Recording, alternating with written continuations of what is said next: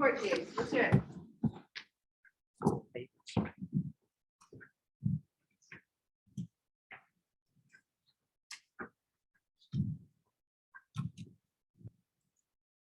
Ruby Wade. Okay, favorite Supreme Court case? What stands out to you? Gentleman in the middle.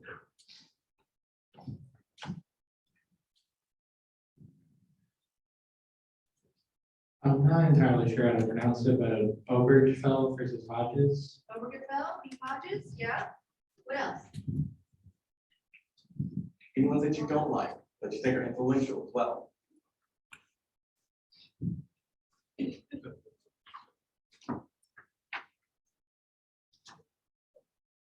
I don't know.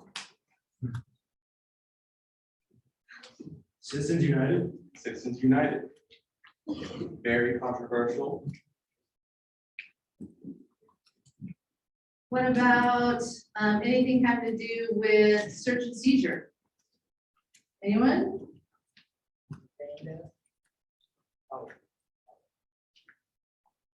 Civil liberties? Free speech, yeah.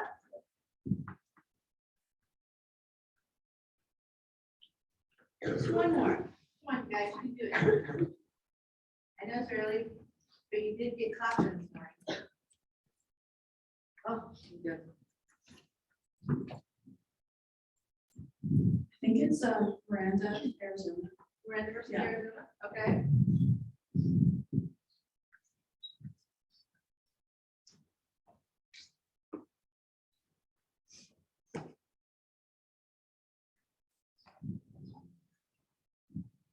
Back versus Ohio.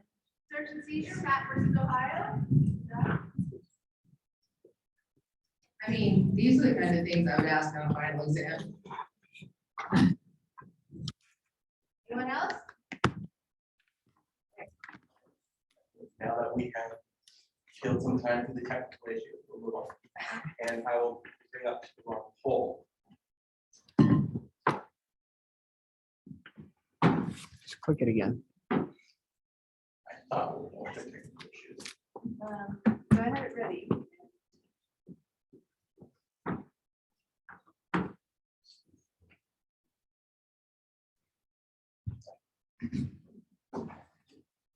Okay. Okay, polls ready? From our past lectures, what has been the most important service to the city? Brown v. Board, Miranda v. Arizona, Roe v. Wade, Citizens United, FCC. These are only a couple because I can't add that many to the poll.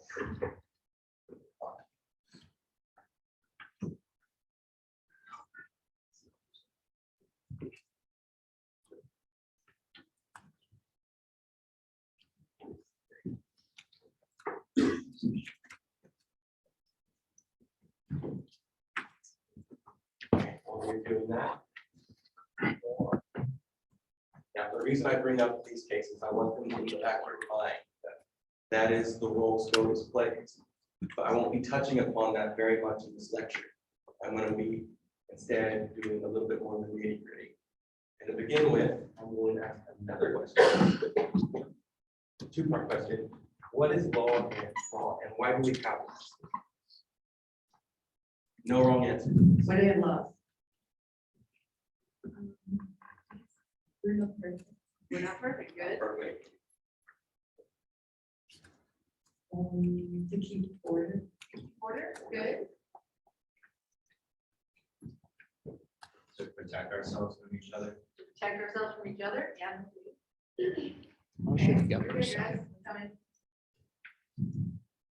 To keep people safe. Keep people safe. Lock people up we don't like. Maintain society. Maintain, right, nice.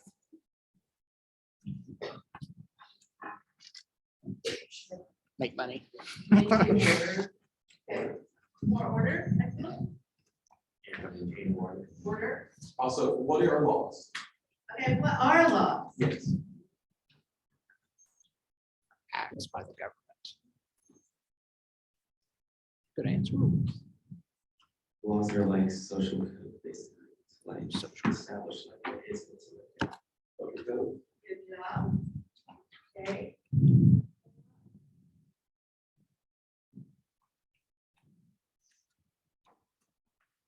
Rules that are used to like ensure the well-being of criminals. Oh, the well-being. Good. Very well.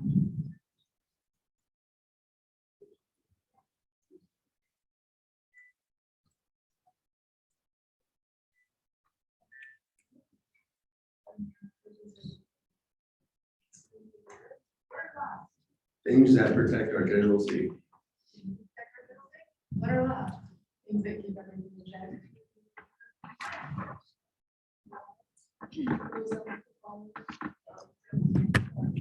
Last one is Rules. rules. What are laws? Rules. The rules. Okay, guys, back up. We're good, we're good. We're good. What are laws? Rules for everyone. Rules for everyone. Rules for everyone. Rules for everyone. What are laws? And we're going to regulate actions of its members or communities.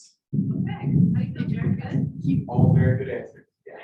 All right, we touched on a couple of items. We're asking, what are laws and what are the functions of laws? Laws provide order and predictability to society. So we know that everyone will stop on a red light rather than running through it. Very simple. They resolve disputes. I don't have to go punch Eric because Eric insulted my mother. If it's of a certain caliber, I can swear because we have nice laws. Protects individuals and property. It's the reason I'm not going to punch Eric or steal his laptop. Provides for the general welfare. And it protects our individual liberties, one of the most important functions of laws, especially laws here in the United States. Right? It seems how I felt Interesting. predicted. It's Christmas Most Eve. people, about 50%, favorite Jonathan decision Cowboy around boots. before education. It affects a lot of us and has really Very shaped our society Sure. over the last couple decades. Miranda v. Arizona, 12%.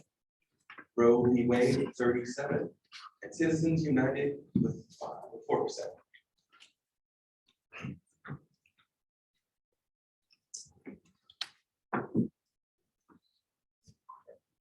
There are two generally different types of laws. There's civil laws, which are laws that deal with disagreements between individuals so that we're not fighting each other.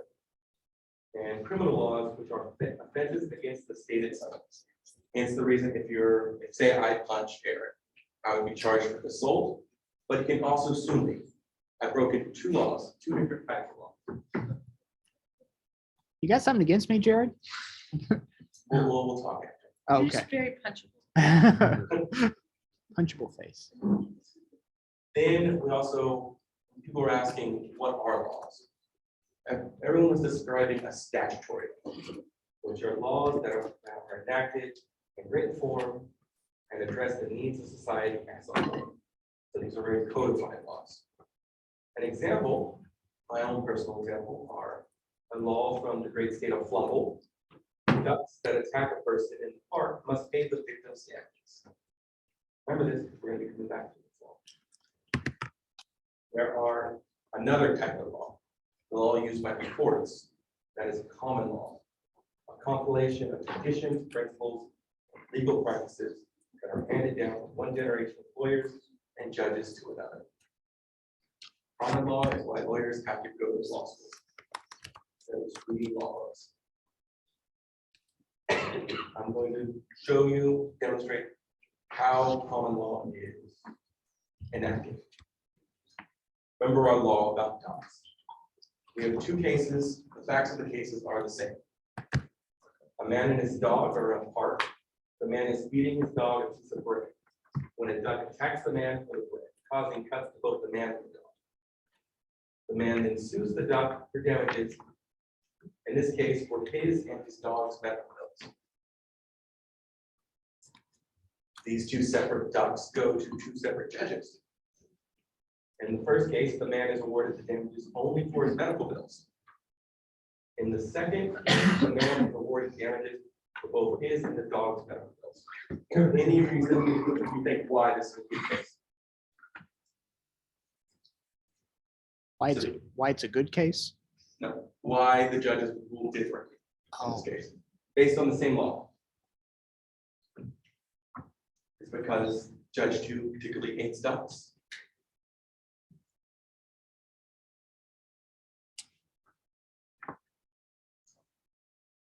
All right, the reason is, actually, yeah, we have a lawyer. Why would a judge decide to give it? Well, in the first case, it's gonna go clearly off the statute. The statute says ducks provide people, the person, it says person, they're responsible for that. And so you can use the statute, but then also use this idea. For example, if it uses he, his, does that not apply to she, her, they, them, right?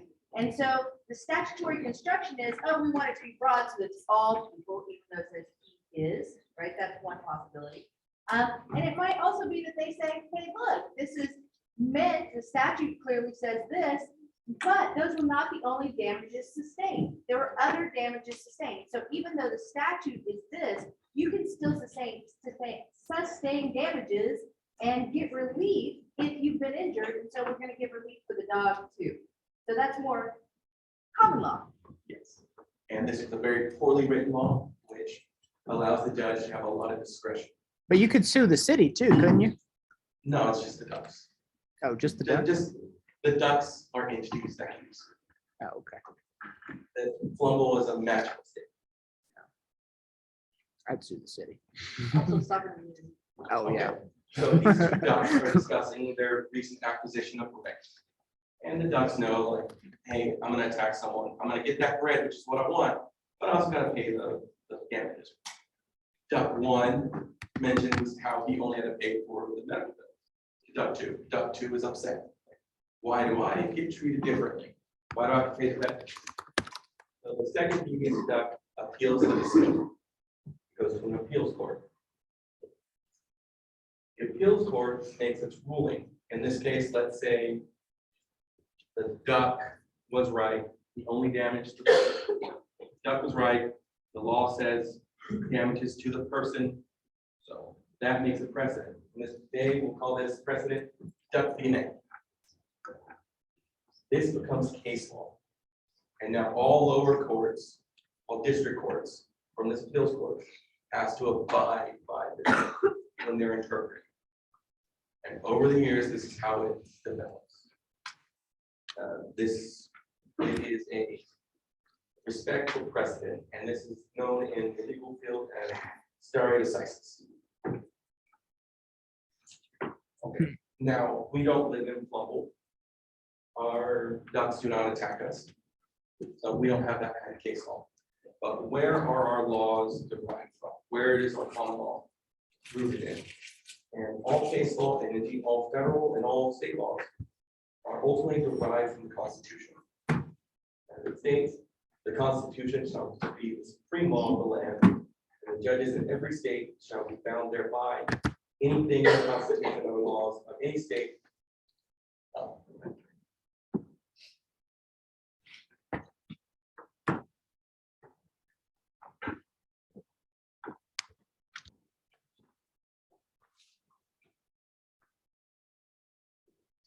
Does not like.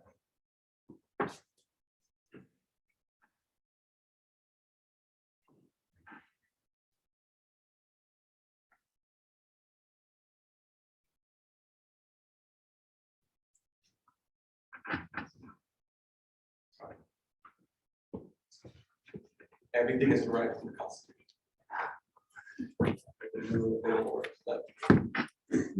Then we have jurisdiction.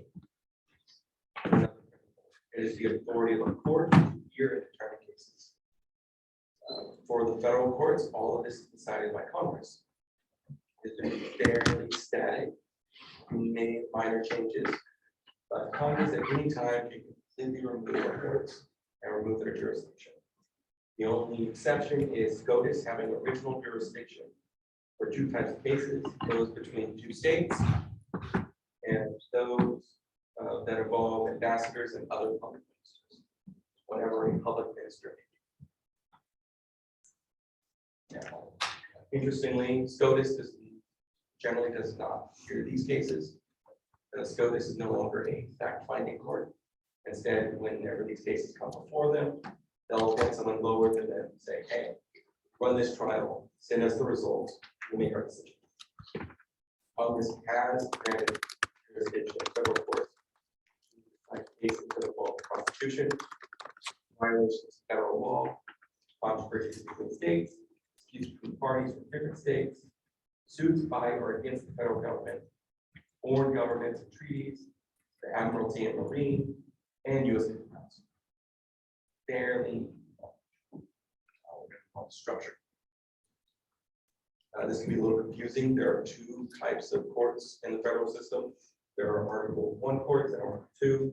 Article 1s are just courts that Congress sets up in order to oversee different agencies. And the one we're going to be concerned with today is Article 3 courts. First, we have district courts. There are 94 in the United States. What state of we generally take court is the judge and the jury. Fairly simple. Then we go on to the appeals court, the court that our ducks went to get the final ruling. This consists of a panel of 3 judges, They really no winged jury. it. They look at the facts of the case. They say this was wrong, this was right. They may make a decision there, or they may send it back to the district court to decide. Finally, we have the SCOTUS, Supreme Court of the land, the one that everyone looks at. It has 9 justices and the final court of appeals. Fairly simple system. Now, what is not very simple is how judges get on with their courts. This example I'm giving you is an example of how a district court judge will be appointed.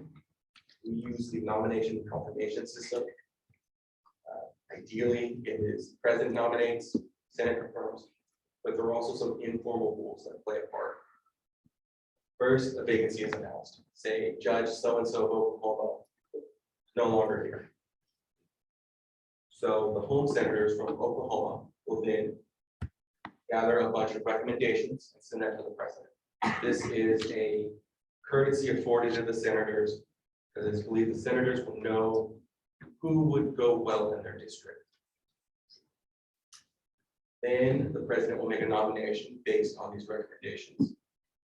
Then the senators from the home state will have the right to say, I don't want him, or I don't want them.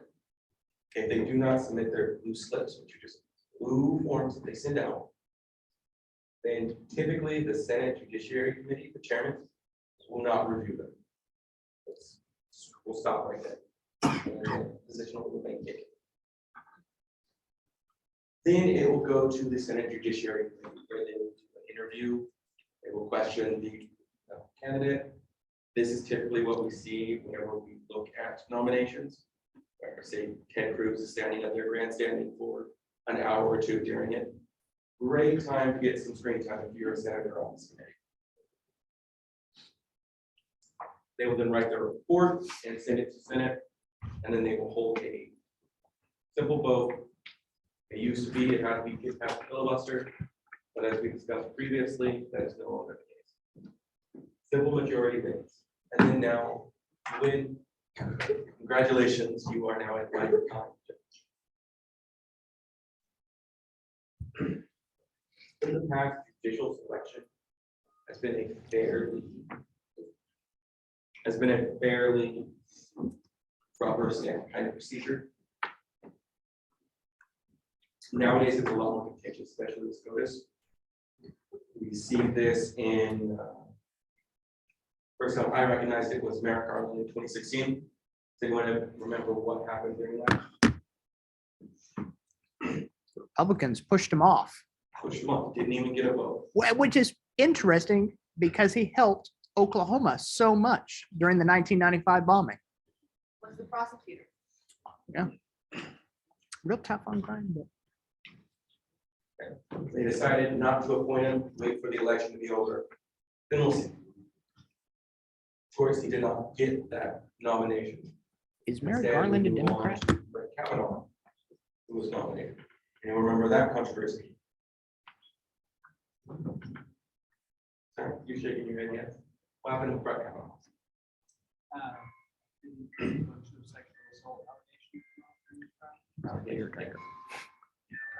He was. Oh, I didn't. He was still voted in as. But he's very moderate, right? And then more recently, we got the appointment of Tony Fair. Anyone remember that?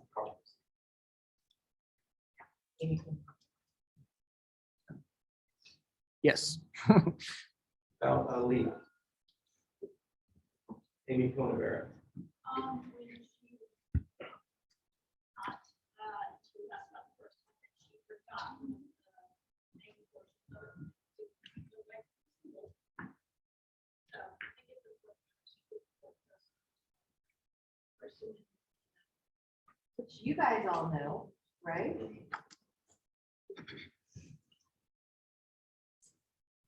And it looks like this has led to a lot of SCOTUS losing its approval quite a bit, among other controversies. It is not a good, they say a good look anymore. Okay. Now we come to how does SCOTUS make a decision? First off, let's go back to our ducks. Man is not happy. So he goes to his state Supreme Court and they decide with him. So the case is SCOTUS. At this point, he has exhausted all other options. He's gone up the rail. He's reached SCOTUS. If they do not do that, SCOTUS will not even entertain it. They'll say, it's not right, go back to the process. So they accept it. He writes a writ of certiorari. A writ of cert, that's the simple one. I said. This is a request to the Supreme Court for a lower court to send up the records of the case for review.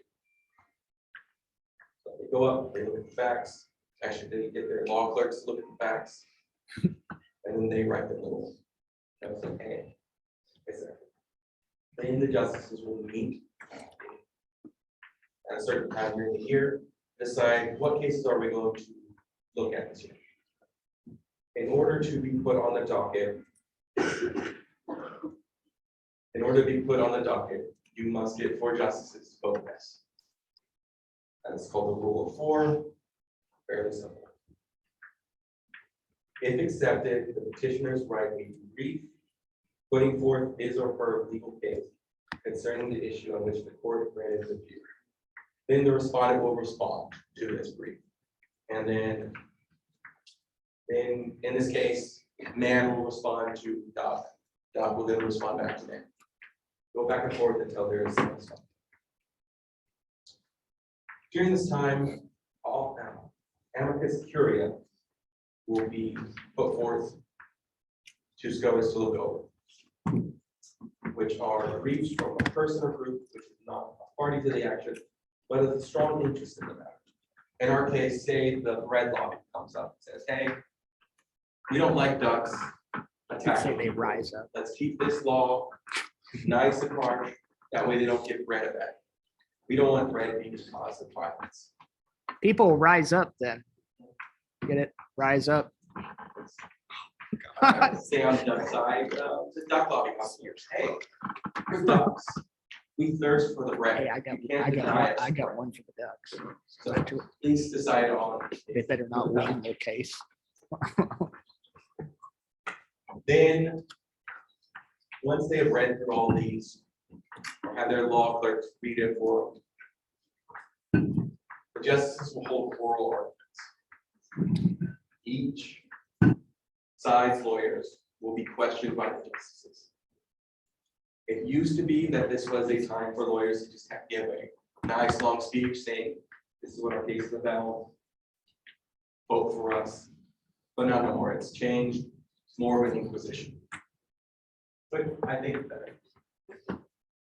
That is the path to getting SCOTUS. Once that's done, once oral arguments are done, SCOTUS will then go to conference. This is a very hush-hush process. No one's allowed except for the justices. I hear that if you're the lower justice, you're the one who has to pay for the food and answer the door. Very messed up. And then, but during this time, they'll take an informal vote saying, who supports this, who supports that, if, and then the chief justice will decide which member of the winning side will write the major opinion. The person who writes the major opinion will then write his opinion, send it to the other justices, trying to get support for it. Once they do that, they'll come back, have a final vote, approving the opinion.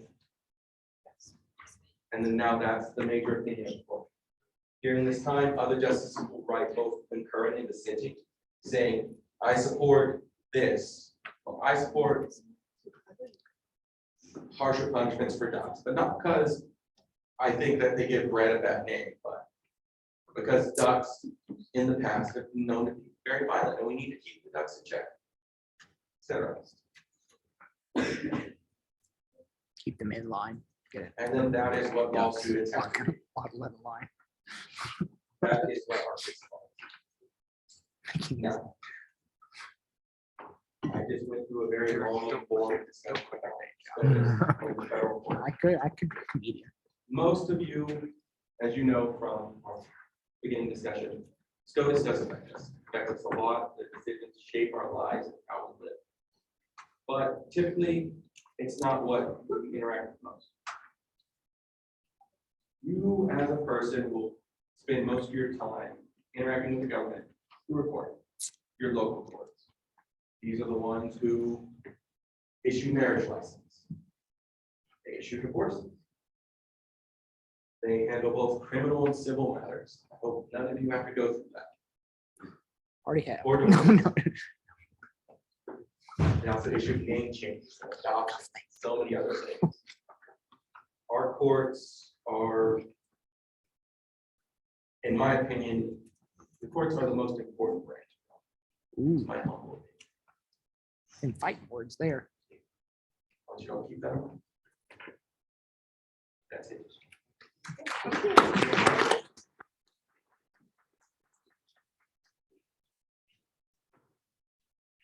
I'm taking attendance.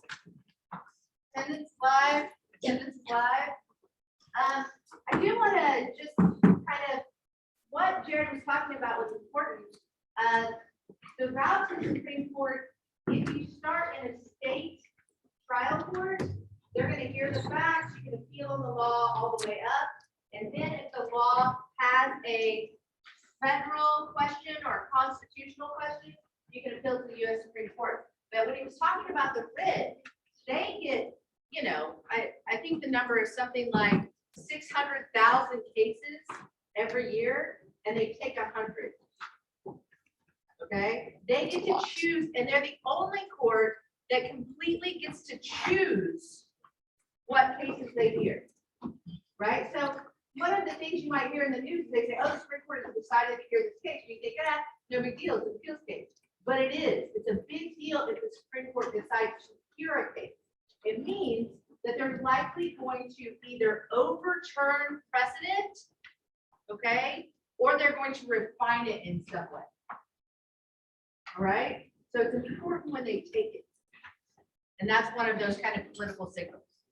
It was an interesting, when I was in Topeka, they were talking about had they combined, like, had a whole bunch of different cases and had to pick the strongest one out of that issue to get Brown v. Board of Education to pass. That was Yeah, fascinating. I mean, Brown versus Ford is one of 7 or 8 cases Yeah. that had made it that far, and they chose Brown versus Ford.